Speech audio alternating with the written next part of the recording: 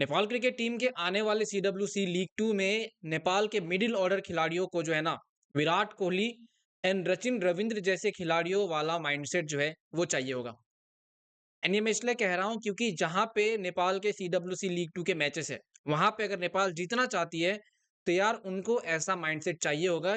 नेपाल में कोई middle order का प्लेयर एक निकल के ऐसा आ जाए जो विराट कोहली की तरह माइंडसेट रखे, या फिर कोई एक ऐसा प्लेयर ओपनर में निकल के आ जाए जो सचिन रविंद्र जैसा माइंडसेट रखे। अब देखो आप लोग बोलोगे कि यार ये क्या आप कंपेयर कर रहे हो, लेकिन जिस तरीके का मॉडर्न वर्ल्ड क्रिकेट चल रहा है ना, एंड जिस तरीके की डोमिनेशन ये टीमें दिखा रही है, आपको इन सब टीमों से ये सारी चीजें ऑब्जर्व करके अपने ऊपर इंप्लीमेंट करनी होगी। क्योंकि अगर आप दुनिया में देखो तो दुनिया की क्रिकेट जो है वो इसी के तरीके से चल रही है। एंड अगर आप भले ही एसोसिएट नेशन हो, लेकिन आप बड़ी टीमों से बहुत सारी चीजें सीख सकते हो। और देखो, नेपाल में वो कोई भी प्लेयर हो सकता है जो विराट कोहली वाला माइंडसेट लेके खेल सकता है। कोई भी प्लेयर, चाहे वो रोहित पौडेल हो जाए, चाहे वो कुशल बुरतेल हो जाए, चाहे वो अनिल शाह हो जाए, चाहे यहाँ पे दीपेंद्र सिंह एरी हो जाए। लिटरली मैं माइंडसेट की बात कर रहा हूँ, और माइंडसेट की बात मैं जब भी करता हूँ ना, मैं बात करता हूँ लंबी बैटिंग की। और देखो, नेपाल ऐसा खेलना स्टार्ट कर दिया था 2023 का। आप याद करो ओडीआई मैचेस जहां पे सीडब्ल्यूसी लीग 2 में नेपाल ने अनगिनत मैचेस जीते थे। मतलब वो पूरा साल नेपाल का ओडीआई जो फॉर्मेट था उसमें बहुत ज्यादा अच्छा गया था, बशर्ते एशिया कप वगैरह अगर आप हटा दो तो। एंड आप कह सकते हो वहां पे नेपाल ने खेलना स्टार्ट भी कर दिया था, लेकिन 2024 में आके फिर चीजें गड़बड़ हो गई। एंड फिर वो जो बैटिंग कोलैप्स होती है वो देखने को मिल गई। एंड ओवरऑल ये जो मैं चीजें कह रहा हूँ ना दोस्तों, ये मैं पर्टिकुलरली कह रहा हूँ मिडिल ऑर्डर को लेके।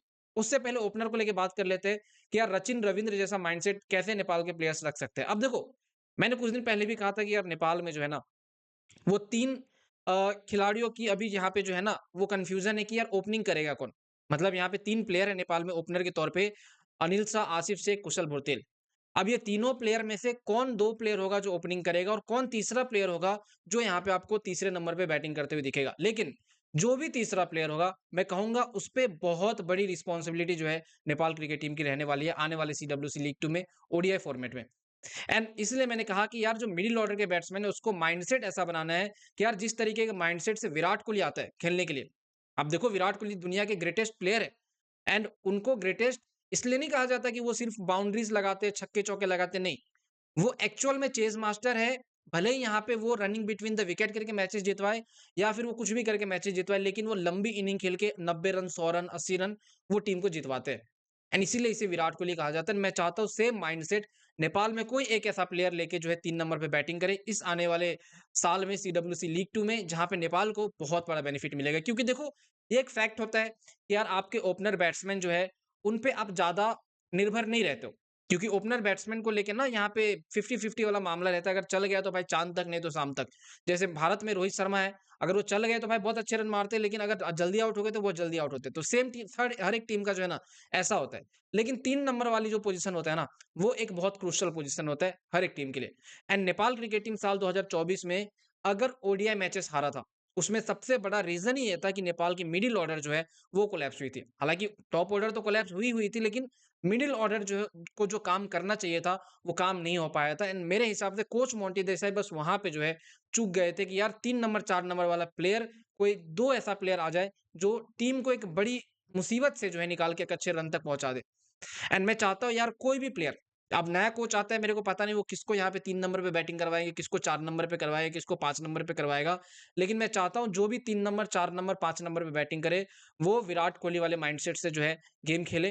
क्योंकि आपको ज़रूरी नहीं है कि हर दूसरे बॉल पे बाउंड्रीज़ चाहिए। ओडीआई फॉर्मेट में आप ज़रूरी नहीं है कि आप हर दूसरे-तीसरे बॉल पे बाउंड्रीज़ लगा दो। ये किसी ने कहा नहीं है लिख के कि यार आपको हर दूसरे बॉल पे बाउंड्री लगा लिए, नहीं।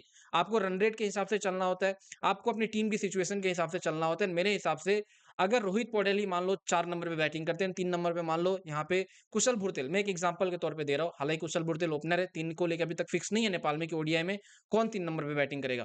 अगर मान लो इन दोनों में से कोई भी बैटिंग करता है, इनको भाई माइंडसेट विराट कोहली वाली चाहिए कि यार आपको एक एक तो देखो, मैं हमेशा से कहते आया हूँ कि नेपाल में प्रॉब्लम ही है कि लंबी बैटिंग नहीं कर पाते प्लेयर। वो लंबी बैटिंग चाहिए, 100 बॉल में 80 रन, 100 बॉल में 90 रन भी होने से कोई दिक्कत की बात नहीं है, 110 बॉल में 80 रन भी है, कोई दिक्कत की बात नहीं है, क्योंकि 300 बॉलों का गेम जो है ओडीआई फॉर्मेट होता है। एंड अगर मैं भाई मेरी वीडियो अगर नेपाल के प्लेयर देखते हैं, तो मैं तो ये रिक्वेस्ट करूँगा नेपाल के प्लेयर से कि यार आप विराट कोहली वाले माइंडसेट से जो है वो खेलना स्टार्ट करो। हर बॉल पे रनिंग बिटवीन द विकेट के लिए सोचो। जब नेसेसिटी यहाँ पे लगती है बाउंड्री की तभी बाउंड्री लगाओ। जब अच्छा बॉल मिलता है आपको बाउंड्री लगाने वाला तभी लगाओ एंड आप देखो यार ऑटोमेटिकली टीम जीतेगी। क्योंकि यही एक सिंपल फ़ॉर्मूला है आपके क्रिकेट जीतने का, बाकी और कुछ नहीं है। मिडिल ऑर्डर बैट्समैन अगर टीम को सँभाल लेते हैं तो भाई कोई भी टीम देखो जीत जाती है। चाहे आप 2023 का ऑस्ट्रेलिया वाला यहाँ पे उठा के देख लो, मार्नस लाबुशेन, ट्रेविस हेड की पार्टनरशिप, वहाँ भी 3 विकेट गिरा था लेकिन ऑस्ट्रेलिया जीती थी फाइनल। चाहे 2025 का चैंपियन ट्रॉफी उठा के देखो, यहाँ पे अ, इंडिया की मिडिल ऑर्डर बैटिंग ने किस तरीके से जीता।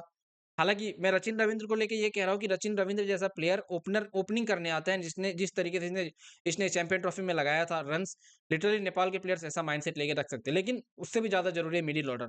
तो ओवरऑल मैं चाहूँगा आने वाले सीडब्ल्यूसी लीग 2 में नेपाल के प्लेयर्स कुछ इस तरीके के माइंडसेट से उतरे, ताकि यार टीम को बहुत ज़्यादा फ़ायदा हो एंड जो गलतियाँ 2024 में हुई थी, वो ना हो।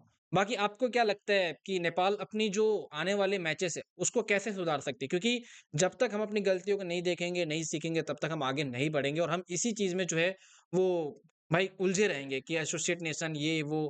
क्योंकि इससे लिटरली कह सकते हो बड़ी टीमें हमें नहीं मिल रही एंड बड़ी टीमें चाहिए तो आपको बड़ी इनिंग जो है वो खेलनी पड़ेगी।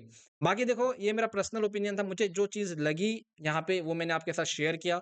मिडल ऑर्डर बैटिंग मतलब नेपाल में अगर 3 नंबर, 4 नंबर, 5 नंबर पे विराट कोहली जैसा माइंडसेट में आ जाए, श्रेयस अय्यर जैसा माइंडसेट आ जाए, तो लिटरली कह सकते हैं नेपाल बहुत चीज़ें अचीव कर सकती है। 3-300 साढ़े 3-300 रन भी जो है वो चेज़ कर सकती है। लेकिन उसके लिए किसी न किसी प्लेयर को रिस्पॉन्सिबिलिटी लेनी पड़ेगी एंड हाँ, सबसे बड़ी बात हर दूसरे बॉल पे बाउंड्रीज़ नहीं लगा सकते हो आप ओडीआई फॉर्मेट में। क्योंकि इंटरनेशनल टीमें भाई कोई बच्ची टीमें नहीं होती है, सभी खेलने आते हैं एंड सबको पता होता है कि यार किसकी क्या कमजोरी है। खैर जो भी है, इसको लेके आपका जो कुछ कहना है नीचे कमेंट सेक्शन में बताना। मैं जेनुइनली जानना चाहूँगा आप लोग इसके बारे में क्या सोचते हैं? अपना-अपना ओपिनियन जो है आप लोग कमेंट सेक्शन में ज़रूर बताना मेरे को।